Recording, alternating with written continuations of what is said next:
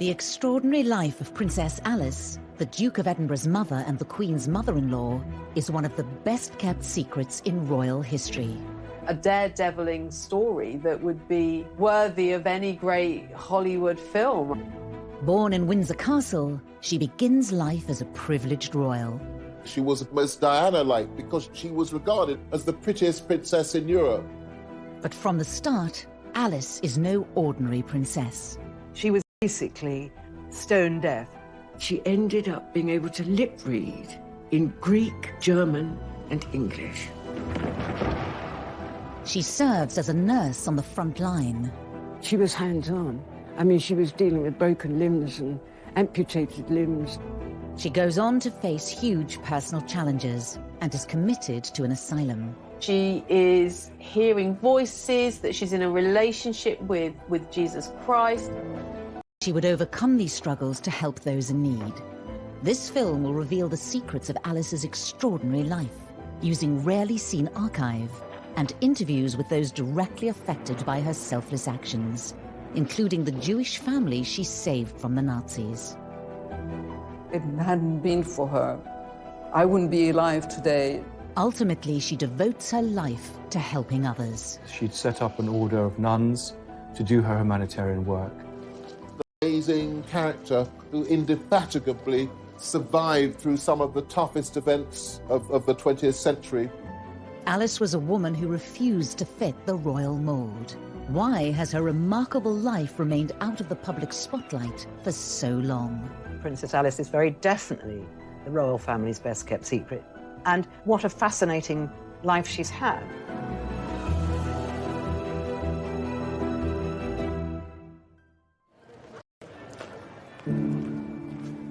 On a winter's day in December 1969, London goes about its business largely unaware of the sadness within the walls of Buckingham Palace.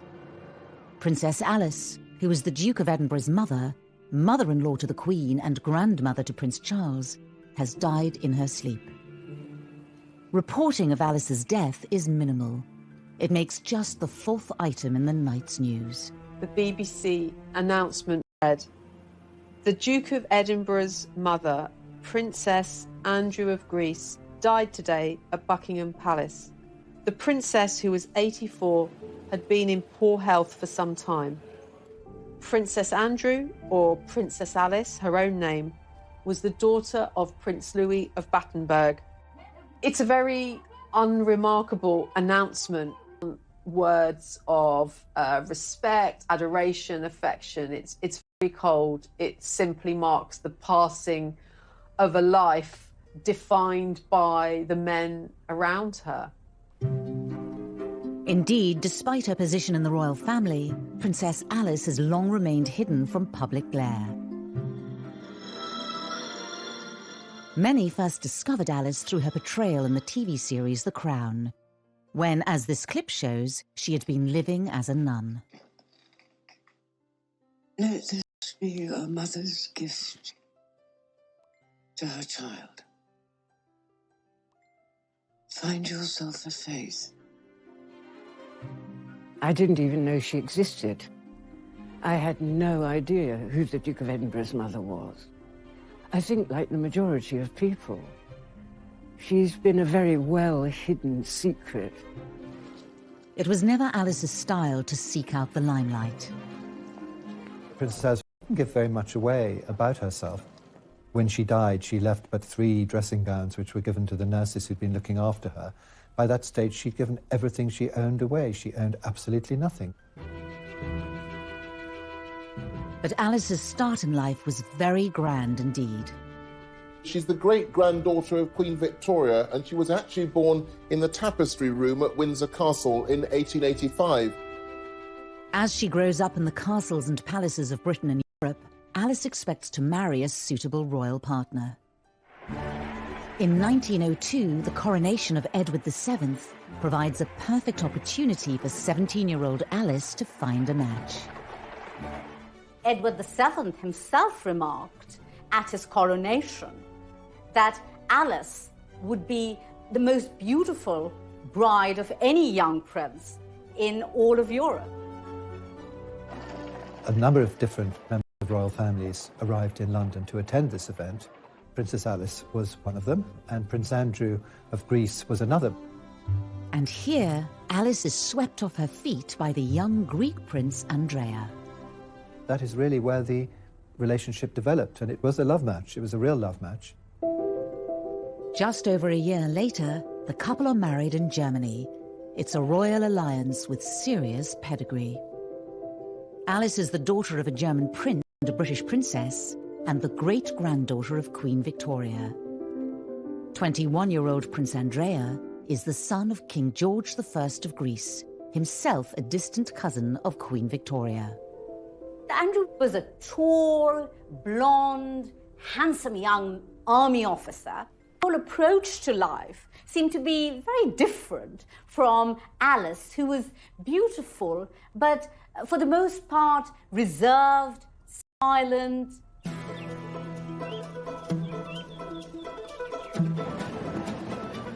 The newlyweds head for Athens in 1904 to start their married lives together at the Royal Palace. It's a dramatic change from Alice's life so far. The marriage was clearly a culture shock for Alice. I mean, she, for once, didn't know any Greek. Athens must have been kind of a cultural wilderness in certain respects for Princess Alice, and the palace itself wasn't exactly Grand Luxe. The royal palace in Athens was, by all accounts, rather drafty and dark.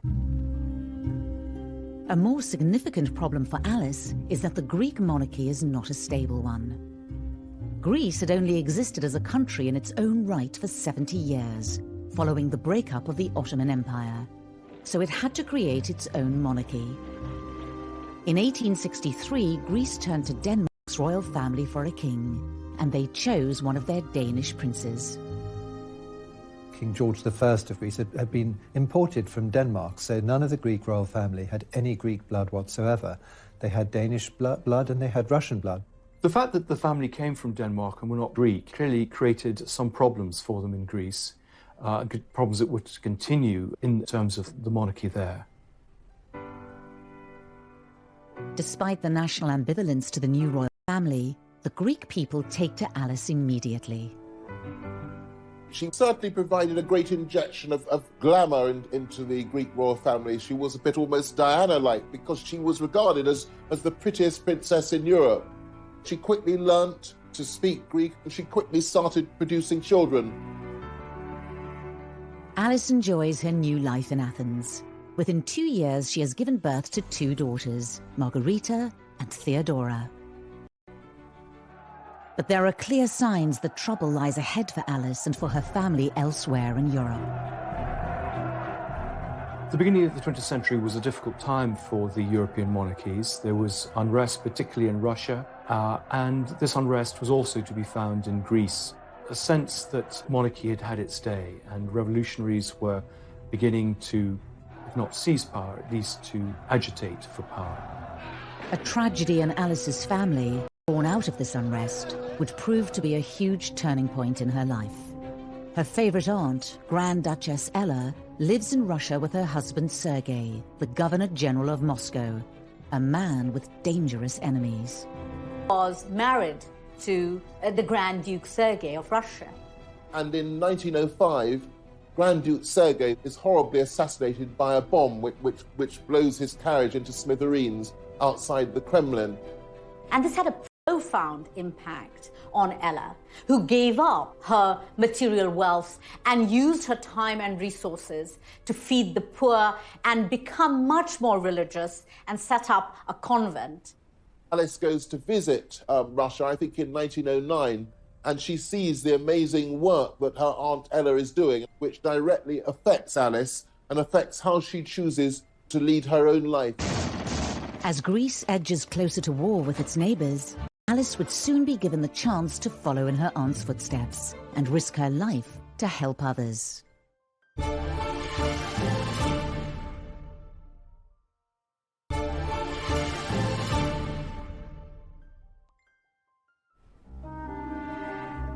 By 1912, Alice has been living as a Greek princess for 8 years.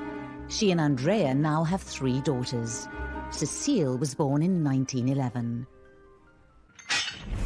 However, their lives are set for a dramatic change as Greece goes to war in a bid to seize new lands.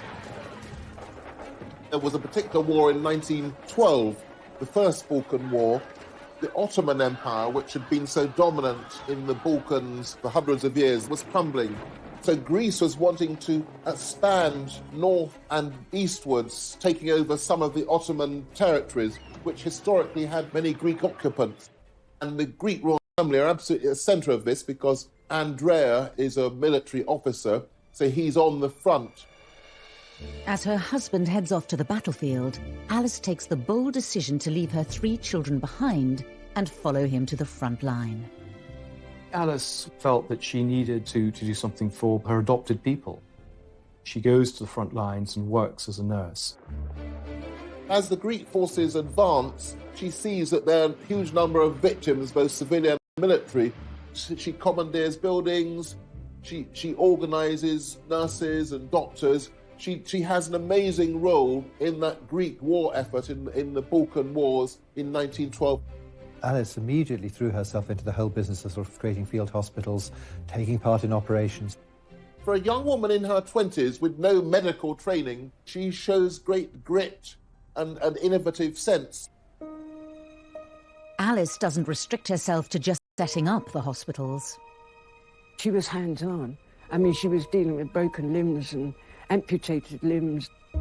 In a series of letters that easily detail that the corridors were running with blood and people were minus arms, minus legs, and Alice was having to deal with all this, but she wanted to deal with it because the calling from her was that she was helping, and she really was helping. Very early on, we see that she doesn't conform in the way that's expected of her, and she does the things that she feels are important and thinks of others before herself. It's a very, very different sort of world to the world she's been brought up in, and earns her enormous respect from those around her. Alice has yet again proven that she can overcome great personal challenges in her life. As a child, it was realised all was not well. She was a very bright young girl, but at first her learning was slow because she had this problem, first of all undiagnosed and then later diagnosed as deafness. Her mother believed in a kind of tough love and had a sort of let's get on with it kind of attitude, and didn't treat Alice any differently from her other children. And let her learn how to lip read and let her fight her own battles rather than mollycoddle her. Alice rose to the challenge and became a skilled lip reader. She lip read in German and English, which were her first languages, and later on in Greek and French. So Alice had this very severe disability, which she overcame, but that must have had quite an influence on her personality. 3 years after the end of the Balkan Wars, Alice finds herself in the midst of another war zone. At the outset of World War I in 1914, Greece takes a neutral position. But 2 years later, it has been drawn into the conflict. Of course, the First World War is regarded as the war to end all wars, and it's easy to forget about the terrible suffering in Athens at that time. Athens is bombed by the Allies, and typically Alice, then she has to start helping again. December 1916, there's terrible malnutrition, and so what does Alice do? She joins in setting up soup kitchens, in just trying to get food to the people of Athens in the dark heart of the First World War. As Greece finally joins the Allied forces, the tide turns against the royal family. There was the rise of a Republican movement in Greece during the First World War. They targeted the monarchy as being foreigners, as being parasites on the system, as not belonging to Greece and not being Greek. Fourth baby daughter are forced into exile in Switzerland with most of the Greek royal family. This is the first time that Alice gets a taste of what it is to be a Greek royal. Alice had no sense of when she would be returning to Greece and indeed what life was going to be like for her over the next few months. And, you know, they weren't luxurious months. As she adjusts to life in exile, Alice receives news of an appalling family tragedy during the Russian Revolution. The Russian royal family, including Alice's favourite Aunt Ella, was caught up in the civil war. And in July 1918, Aunt Ella, along with several other members of the Russian royal family, were driven by the Bolsheviks to the Urals. Ella and 5 male members of her family were taken by the revolutionaries to this disused mineshaft. They were thrown down, and then rocks and stones were thrown on top of them, and a grenade, which obviously killed them. But until that moment of their death, they were stoic, and they were singing psalms and saying prayers. Alice is grief-stricken, of course, but she's even more admiring of the strength of courage and will. Relief and respite finally comes to Alice in 1920, when the exiled king is restored to the throne in Greece. In this rare piece of footage of them together, Alice and Andrea are now back in the land they call home. Andrea and Alice and their 4 daughters by this time, they spent most of their time on the island of Corfu at a villa called Mon Repos. And that's where Alice and the 4 girls and their servants and their British nanny, Miss Roos, are living in 1921, when at last the beloved 5th child and longed-for son is born. The arrival of Prince Philip, Philippos Andreou as he was called, completes Alice and Andrea's family. But they would not have much time to enjoy life with their new baby. Greece is once again looking to take land from Turkey in their on-off conflict. Andrea is now a major general in the army. And when the Greeks suffer a humiliating defeat and are sent packing by the Turks, the royal family is back in the firing line. Andrea is a scapegoat for the dramatic defeat of the Greek forces. He comes back to Athens in disgrace, is arrested, is accused of high treason, is put on trial with other officers. The other officers are actually executed. Andrew being sentenced to death. And this was, as dangerous as it got. A last-minute, behind-the-scenes deal involving the British government, King George V and the Greek leaders, saves Andrea's life.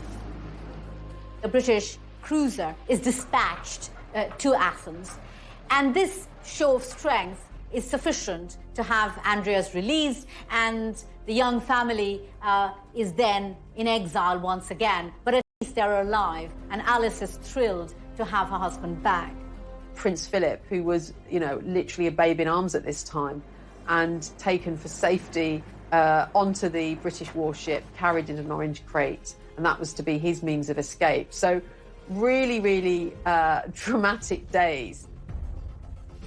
They may be alive, but Alice and Andrea flee Greece with little money and few possessions. Now they are in need of a safe home for their young family once again. Andrea was lucky that his brother had married somebody rich called Marie Bonaparte, and they have several properties on the outskirts of Paris, and they gave one of these properties to Andrea and Alice as a home for their children, because Andrea and Alice had to leave everything behind. Alice and Andrea would spend 8 years in Paris. The turmoil they've lived through is finally taking its toll on them. The marriage is beginning to fray at the edges.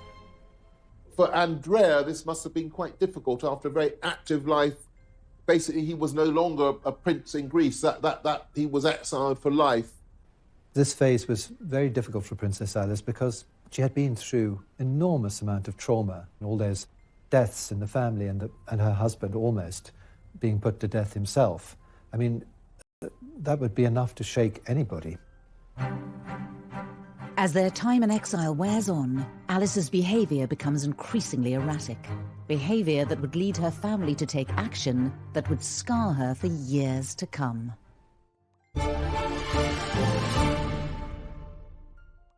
Trains up! Shake your sucking, shake your sucking, shake your sucking trains up!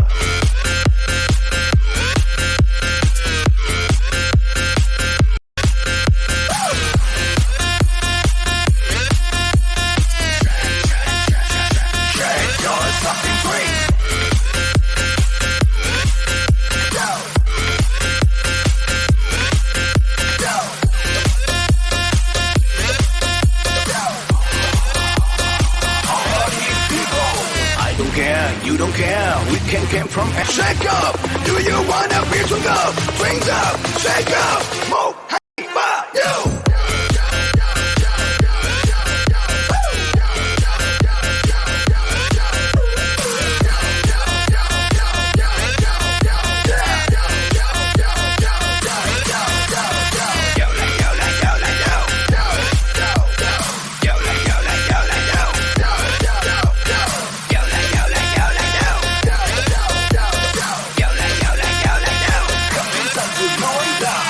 Ta là một gia đình là phải nhiệt tình để mà uống hết mình ta cùng nhau sắp sinh, vì bất khả ép bất khả tư, lư đâu cũng ép sắp thép cũng phải như, nếu hôm nay để đông vui như thế thì không say là không về.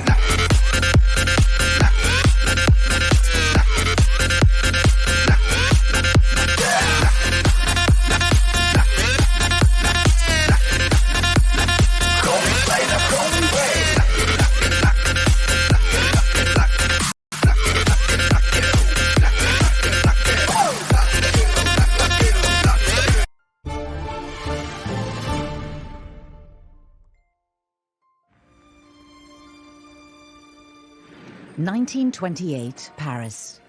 Princess Alice and her family are now safe, living in exile. But for her, a personal inner struggle is about to begin. One that will define the next 10 years of her life. It's not for nothing that completely isolated by the deafness, by the strangeness of the country, by her innate compassion for other people, that she should become deeply religious. In 1928, she converted to the Greek Orthodox Church, which, having actually been a Lutheran all that time, so that showed a spiritual growth in her. A relaxed Alice can be seen in this rare footage. Just a year later, the memory of the brutal murders of her relatives in Russia and the increasing alienation in France all start to take its toll, and Alice's religious fervour increases. She decided that she was able to heal, and she had what she called healing hands. That becomes quickly overshadowed by Alice's declarations that she is hearing voices, that she's in a relationship with Jesus Christ, that she's having a physical relationship with Jesus Christ. I mean, she's beginning to be clearly suffering from religious delusions, which of course become really distressing to those around her. She is sort of a sense out of her. Her mother is particularly concerned about her. And I think the understanding or the realization is that she needs to have proper medical supervision. Alice's sister-in-law, Marie Bonaparte, is a trained psychoanalyst.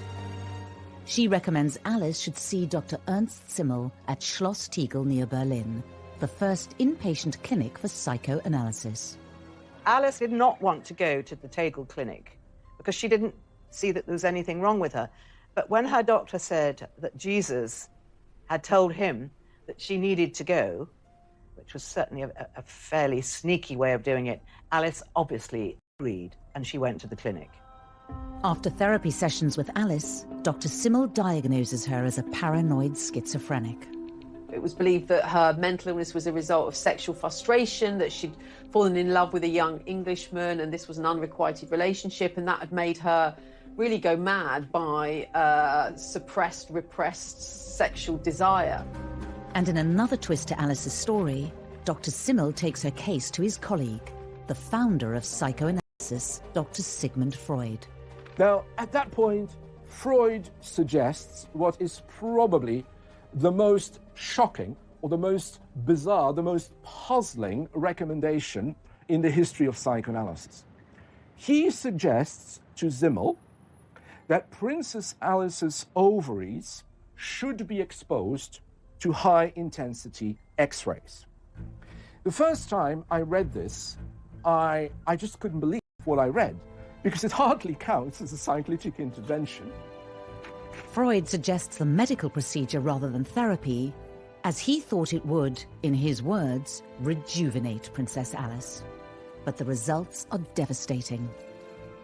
Because the exposure of the ovaries to high-intensity X-rays would effectively mean, to use a strong word, that Princess Alice would be castrated, that her menopause would be accelerated and so would be rendered sterile. Alice's ovaries are x-rayed, but it does nothing to improve her state of mind. Alice was maintaining throughout this period that there was nothing wrong with her. She didn't want to be at the clinic. Nevertheless, she was forced to undertake some of this treatment against her will. She stayed there from February to April, when she discharged herself. Alice's suffering doesn't stop there. Her mother, Victoria, perhaps embarrassed by Alice's behaviour, conspires with the family doctor to send her to another clinic. So Alice's mother took Prince Philip out to lunch, on a picnic, and by the time he came back... Which was really, really sad. They forcibly had to inject her and sedate her to get her to the clinic. What was done then was effectively in breach of every convention of civil rights. She was admitted by force on the instructions of her mother and against her will to a psychiatric institution. Alice is sent to the Bellevue Sanatorium in Switzerland. Princess Victoria was generally concerned about her daughter, that she should have proper medical attention.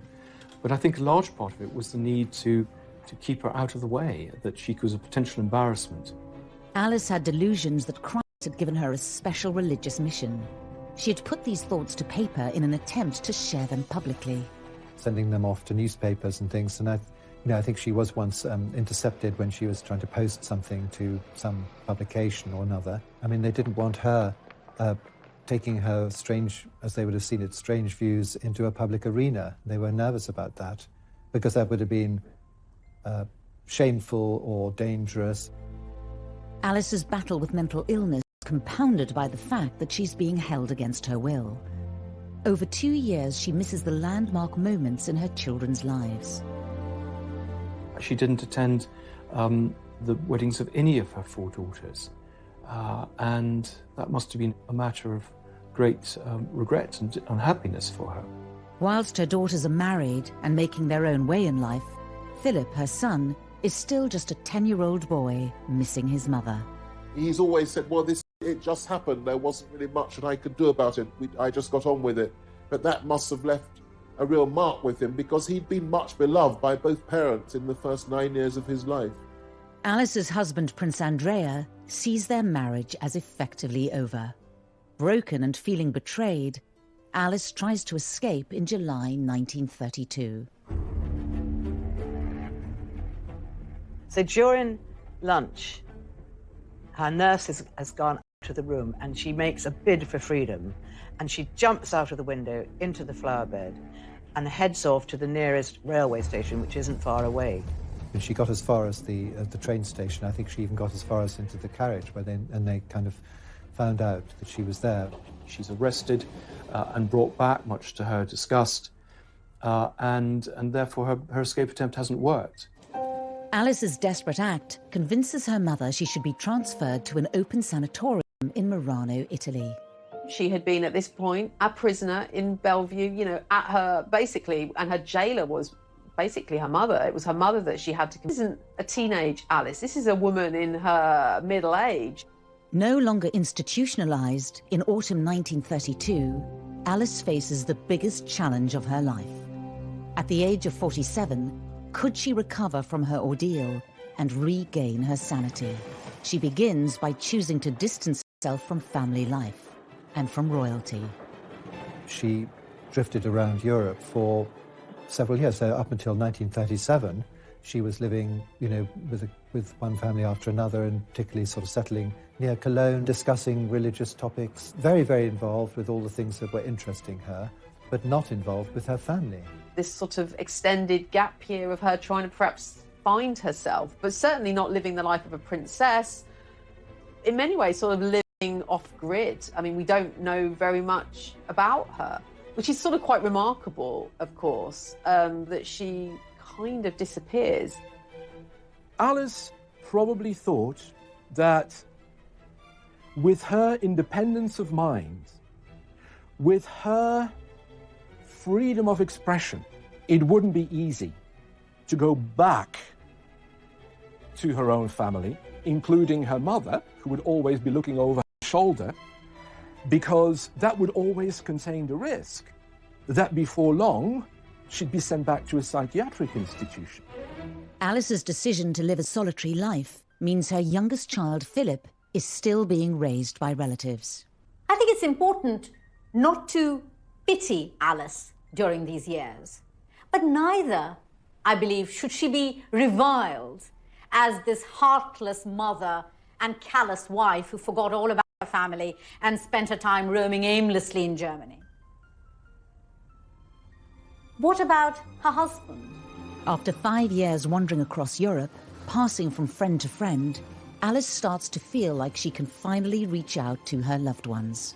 The connection with her family begins to be a bit closer as she, in a sense, recovers her health. She begins to communicate with her family a bit more, write letters to Philip. He's encouraged to write back to her. And so the family begins to come back together. But of course, there's to be a terrific tragedy in 1937. Alice's daughter Cecile, pregnant with her 4th child, is involved in a tragic accident. Her beloved daughter Cecile, who's married Don, a Prince of Hesse, and they're travelling by plane, rather an untried technology, it turns out, in 1937. The plane hit a chimney in Ostend in thick fog, and so Cecile, her husband, her 2 boys, his mother and various other people were of the accident. And this was a horrendous event in the family. Cecile and her husband were members of the Nazi Party, and the funeral is held in Germany. This is the first time Alice has seen her family all together in 7 years. Cecile's death could have broken Alice forever. But instead of being plunged into a dreadful, dreadful gloom, because of her strength of will, I think she probably thought nothing worse than this can ever happen to me, so I'm going to get on with my life. And she actually recovered her equilibrium and came out of her phase of religious fervour and started to lead what would be considered a much more normal life. Out of the latest tragedy, Princess Alice emerges with a renewed sense of purpose. But her return home to Greece throws up another test, one that takes her into a clandestine battle against the Nazi forces.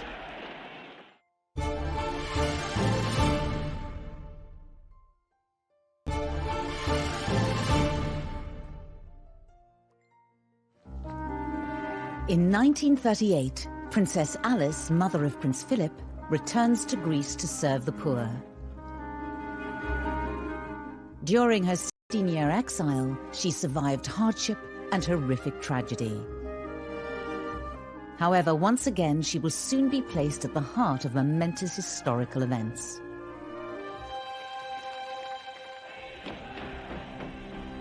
The onset of World War II requires her to draw on her reserves of courage and bravery. When German tanks roll into Athens in April 1941, the Greek royal family flee to safety.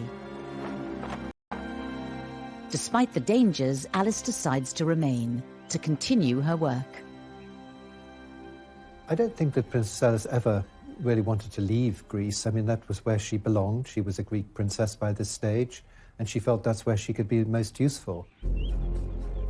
The Nazi invasion has devastated Athens, and thousands are left destitute and starving.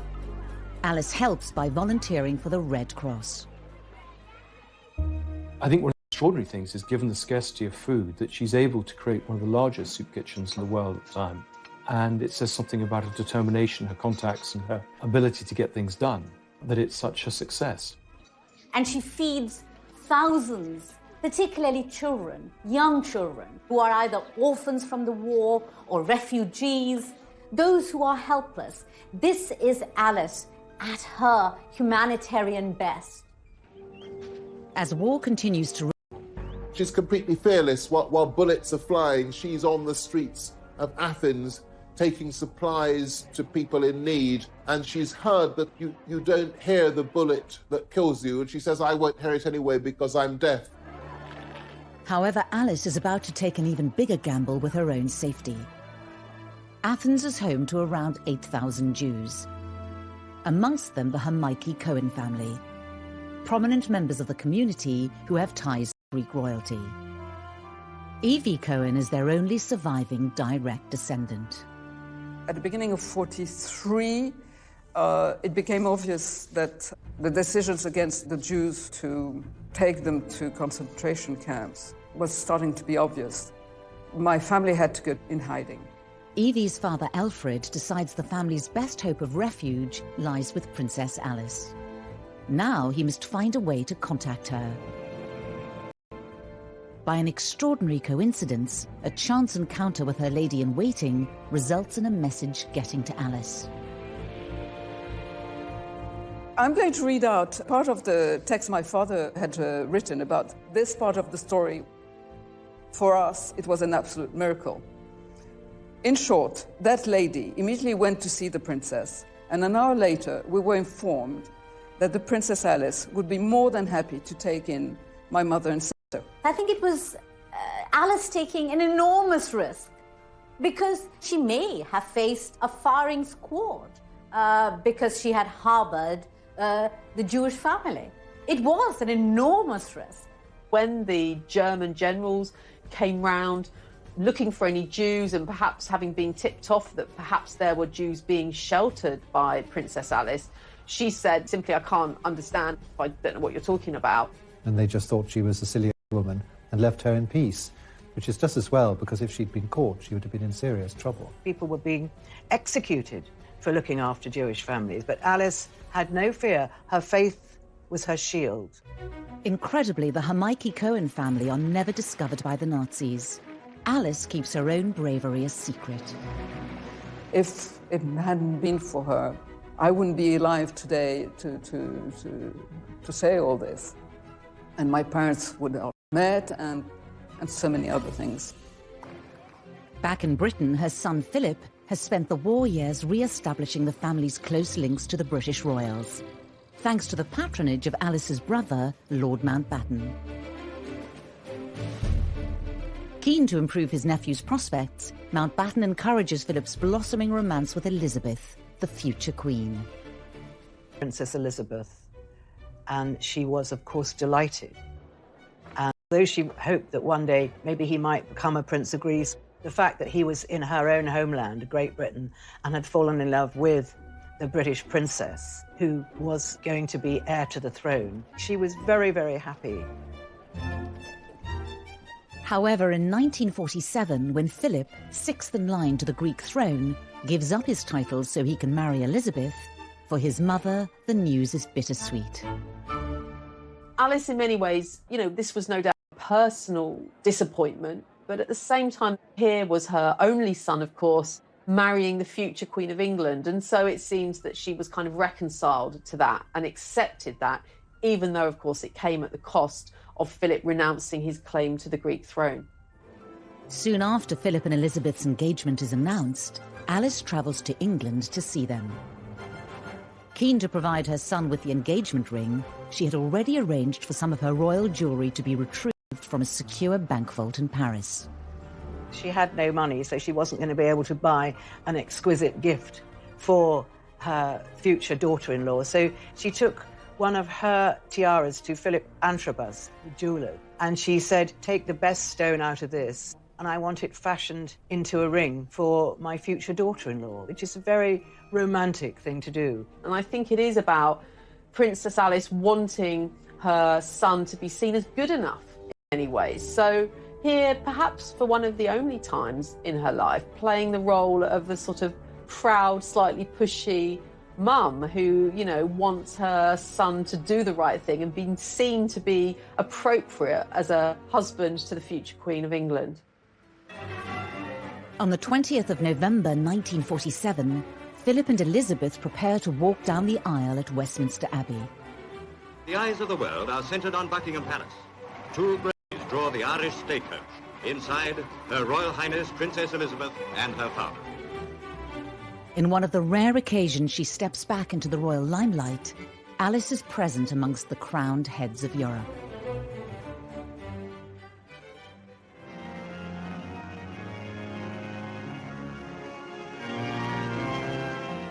And now they are man and wife. It was for the British people, a wonderful celebration for the horrors of the war. It was a joyous occasion, and Alice was very, very moved to see her son so happy. In the official wedding photograph, Alice can be seen standing next to the Queen's grandmother, Queen Mary. Her life has come full circle at the age of 62. There she is. It's been a moment of great pride for her that lovely Lilibet was marrying her marvellous son, Philip, and it was a new beginning. Over 40 years since she first left England, when Prince Charles was born the following year, Alice is firmly back in the bosom of the royal family. Philip and Elizabeth have their first child, Prince Charles, and Alice is absolutely delighted. She's thrilled. She's very much included as part of the family. After their years of separation, Philip wants his mother to stay in England.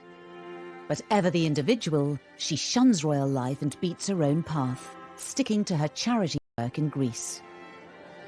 I think that after Prince Philip had married Princess Elizabeth, she felt that to some extent she could then do what she liked. You know, her daughters were all married and they had families of their own, and he now had a family of his own. So she fulfilled this long-held wish to found a nursing sisterhood. Despite not taking formal vows herself, in January 1949, Alice founds a nursing order of Greek Orthodox nuns on the island of Tinos.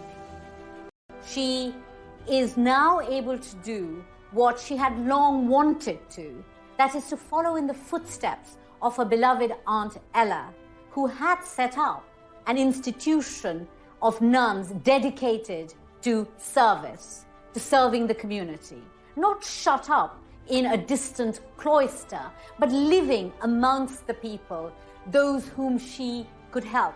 And Alice wanted to do the same. And I think this is what motivated her, finally, to set up her sisterhood. Alice is at last fulfilling what she sees as her life's mission. While she has now re-established her links to the British royal family, when she attends Elizabeth's coronation in 1953, as this rare footage shows, her choice of dress signifies both her status and her dedication to her charitable work. Princess Alice of Greece, mother of the Duke of Edinburgh, wears the dove-grey habit of her religious order. People are surprised to see her dressed in her nun's outfit. But this is no ordinary nun's outfit. This outfit was made by the couture house Balmain in Paris. So she is a nun, but she's a very stylish nun. There she was, walking through Westminster Abbey behind the royal party, alone in her grey nun's habit. Really quite odd. And I think it's quite telling of the way in which she was dismissed, really, throughout her life as being a bit odd, a bit mad, a bit of an eccentric, and not somebody who could be easily embraced within the royal family. Once again to continue her charity work. But despite her royal connections, her religious order is running out of money.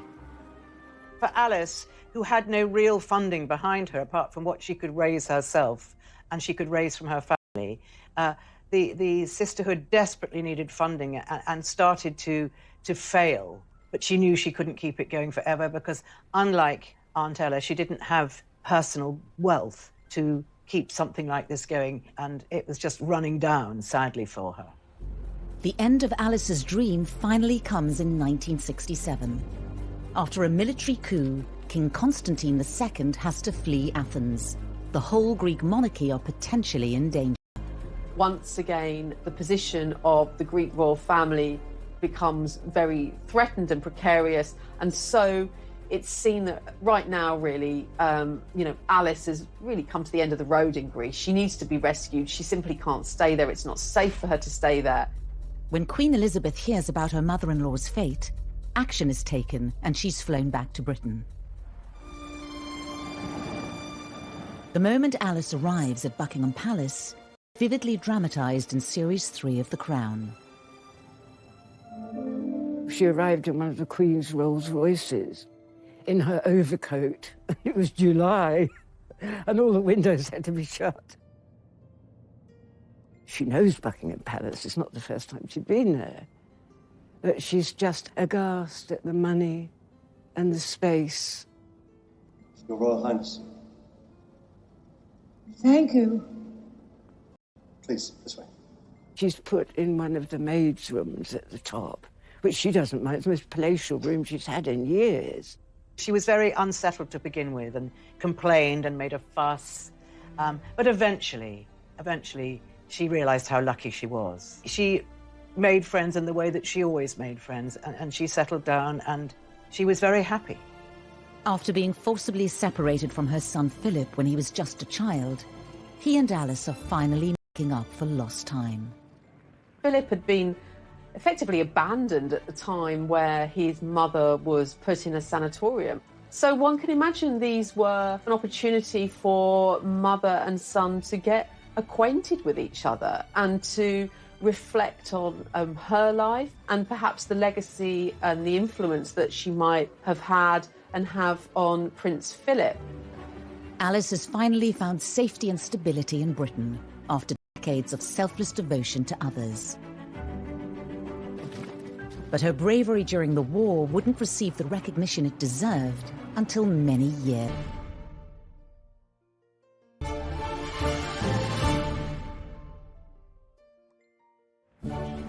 It's 1967, and Alice is back in Britain, living with the royal family in Buckingham Palace. But she's set on doing things her own way.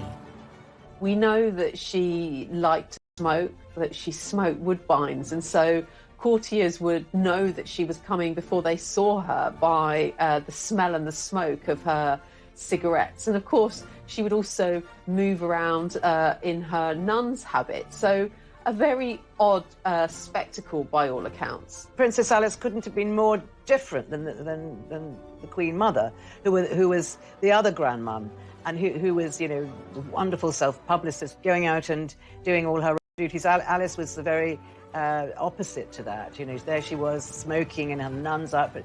But the children liked her. Prince Charles really liked his grandmother. She used to tell him tales about Queen Victoria, which he loved to hear. After 2 years of getting closer to her son and his family, Alice starts to become infirm. On the 5th of December 1969, aged 84, she dies peacefully in her sleep. Her death was really announced without any great fanfare. Certainly when we compare the public affection towards the Queen Mother, Princess Alice has a very different position in the nation's affections. Really, people didn't really know her. They still don't really know much about her. The funeral itself was a relatively small affair. I suppose in keeping with Alice's own life, which always emphasised service rather than status. Prince Philip, he said what an extraordinary thing it was that she had been born in Windsor Castle, and after a difficult life of wars and tragedies and separations and living in different lands, she had come back to Windsor Castle again. Before she died, Alice gave very specific instructions about her final resting place. She wanted to be buried in the Russian Orthodox church in the Mount of Olives by the side of Aunt Ella. So a very particular request and a very difficult request to honour. It isn't until 1988 that Alice's family are able to fulfill her dying wish to transfer her remains to Jerusalem. Despite the dangers she had faced during World War II, Alice's work was not recognised until long after her death. In 1994, Prince Philip was in Israel to see his mother posthumously awarded the title of... The award was given for Alice's bravery hiding the Hermione Cohen family from the Germans during World War II. She was a person with a deep religious faith, and she would have considered it to be perfectly natural human reaction to fellow beings in distress. Princess Alice, she didn't even think for a minute. She just heard there were people that were in danger and that she felt that she could do something for them. The story of Princess Alice and my family is a beautiful one, and it can, I hope, be an example for the young today to continue to do good things in life, to be human. Both Prince Charles and Prince William have since travelled to Israel to visit Alice's tomb. As the years elapse, the selfless work that she did, is seen as something that the royal family are incredibly proud of. And I think her legacy and her life is being embraced much more by the royals and even the younger royals. And obviously that's very, very good to see. I think she's been a great influence, and I think, on the whole royal family's attitude to humanitarian activities. Alice was a royal like no other. The twists and turns of her life spanned much of the 20th century and coincided with pivotal moments in history. Alice's life was on the outside looking in, and that was why she was able to help people so much. That was one of the joys of playing her, because she didn't give a damn what people thought about her. She had suffered really a huge series of disadvantages, from her deafness as a child through to the problems of exile as a royal princess, her mental illness, and throughout all this she rose triumphant as an inspirational figure. An amazing character who indefatigably survived through some of the toughest events of the 20th century and triumphed as a sort of humanitarian icon. A really remarkable life story, and one that shouldn't be forgotten.